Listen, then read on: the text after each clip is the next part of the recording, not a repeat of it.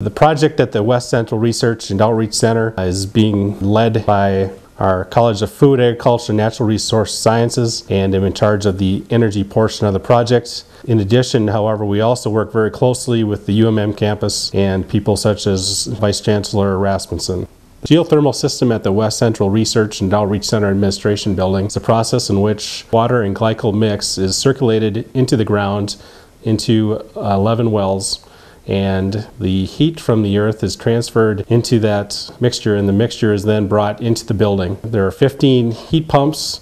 The water glycol mix goes into the heat pump. It goes through essentially a radiator where that heat or cooling is exchanged with the air as air is supplied into the unit. Once the heat or cooling is removed from the glycol water mix, it's then recirculated back into the loop, and this is called a closed loop system. There are instances where you have an open loop where that is just discharged. In our case, is a much more efficient process. We do have 15 heat pump units in the building, and the reason for that, rather than just having one large system, is because it's much easier to control. Different parts of a building require more or less energy or more or less heat, and in this instance, we're able to control how much heat is brought to each individual part of the building. Heat is then captured or transferred to air, and the air is circulated throughout the building. Once the heat is transferred from the liquid is then recirculated out into the well field again, and that process is continued. You can do the same system with cooling. In that case, it works exactly opposite. We are also bringing in clean sources of renewable energy like wind energy. So we're taking that electricity and using it to power the pumps that move the water into the well fields, and then the